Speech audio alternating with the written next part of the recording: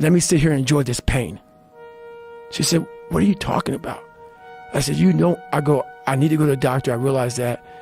But I never thought it was humanly possible to do what I did. I went 70 miles. And at 70 miles, I was dead. I was at 100%. What I thought was 100%. I went 31 more miles after being in the worst physical shape I've ever been in my life. And all that pain and suffering and thing was going through my fucking body as I sat in that tub and the waters hit me. And it was the most amazing feeling of accomplishment. And I want to be numb.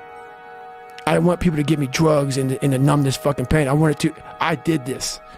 And as crazy as it sounds, it was the most amazing moment of my entire life. To come from this kid who was mentally torturing himself and was tortured just all to this guy now, who was able to overcome such amazing odds and obstacles.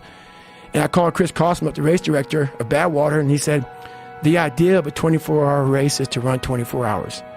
You only ran 19. That's all he said. That's so crazy. He's a hardcore dude, but he didn't know how fucked up I was. Right. And he said, he didn't say, he didn't say no, I'm not gonna let you in. He put enough doubt in my mind and say, man, I gotta do more. So I was broken bad. I went on deployment, and me and my wife and my mom signed up for the first Las Vegas marathon down the strip of Las Vegas. And that incident happened, so I ran 100 miles before I ran a marathon. 2 weeks later, roughly, December 5th, was this marathon that we all signed up for. I couldn't walk. I could not walk. I was fucked up. So 10 days or 2 weeks after this 100-mile in one race I did, this marathon, December 5th in Las Vegas. I said, you know what, it's the first one. I can't run. Maybe I can walk with my mom. So I tried to go out to this little knoll around our grassy area in San Diego. I tried to run. Legs were broken. I said, fuck, I'm jacked. Can't do shit. So I said, you know what, maybe I'll watch you guys do the marathon and I'll cheer you guys on, whatever. And I said, I'll try to walk with my mom. December 5th happened. That gun went off. 2005, 14 days after, I broke myself off and I qualified for the Boston Marathon. I ran 3:08. That's crazy. It almost seems like I'm making my own story up. This happened, 3 hell weeks, ranger school, ran 100 miles, broke my feet, broke my body. I'm like, this mother, he's the biggest fucking liar on the planet Earth. Ain't nobody doing that shit. See, even when I tell my story, it almost sounds like some made up shit. You can see my training log that I actually posted up. So that's when I started training for the Hurt 100. So basically what happened was, after that, I had about 4 weeks. When that gun went off, something went off in my head, and I didn't feel that much pain at all. Afterwards, I did, but something happened where I was like, the gun went off, and that thing came back. Like, all right, man, what if? Because I wanted to qualify for Boston.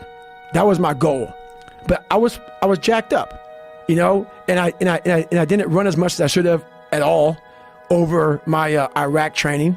I hit the weights. But my goal was, when I signed up for it a year early, I wanted to qualify for Boston, which was a 3:10:59. And I was like, what if you can qualify for Boston, man? You just ran 100. So what helped me out, I just ran 101 miles.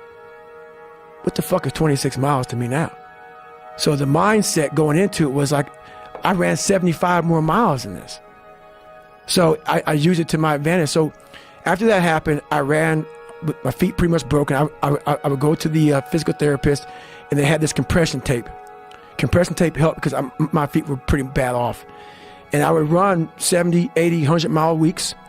And then I went to the Hurt 100, race in Hawaii, 26,000 feet of climbing over 100 miles. Probably one of the top 5 hardest 100-mile races in the world. I wasn't even a real runner. Yeah, I had banked a lot of miles by the last 2 months. But I wasn't a runner. Went out there and got through the race. Did it in 33 hours, was the 9th place finisher. Not many people finished that year. and I qualified for Badwater and got in. And I went on to lose weight and train hard, and I got 5th my first year and went back my second year and got 3rd. I just worked out hard. I stopped taking my protein so much. I was on this stuff called Nitro Tech. And I got off all the protein stuff. I stopped hitting the weight so hard. And I just became a running fool. Became the Black Forrest Gump, man, pretty much. Pretty simple, man. That's what happened. I always had issues with stress fractures, shin splints. So I put a lot of pressure on the inside of my ankles. And so there's this tendon that goes up the backside of your, I don't know if it's your fibula, on the backside of that little bone on the backside of your foot. It goes right up beside that, right alongside that bone. And that thing was just so flared up on both sides that even this flexing my foot was just killing me. So I realized when you cast that thing up, casting my feet always helped me out, because it locked my foot into a position that wouldn't make me pronate as much.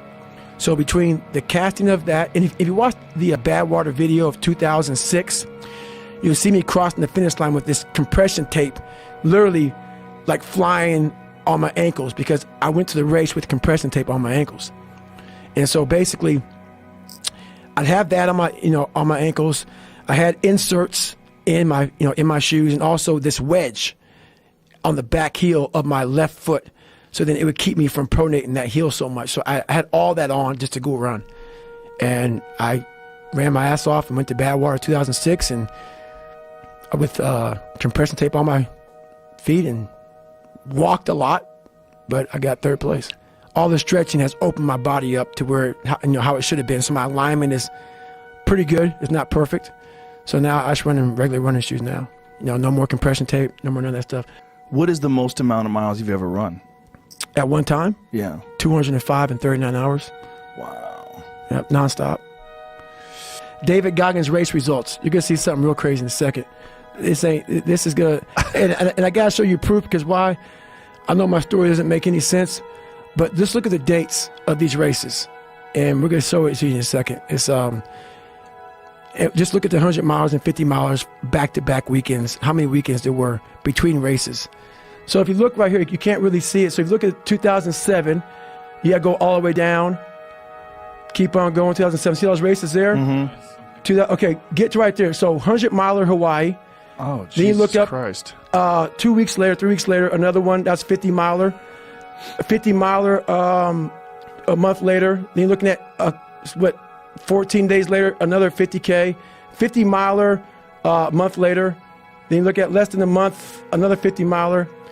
53 miler in June. July was another 100 miler. Badwater was literally, Badwater was a month after I did that 100 miler, 135 miler. Leadville was less than a month after Badwater.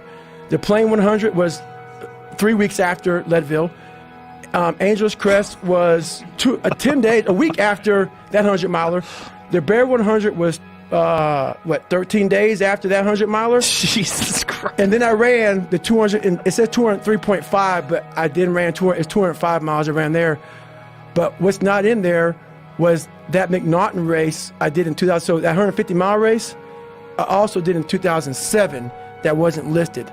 So that was just my 2007 year. That's insane.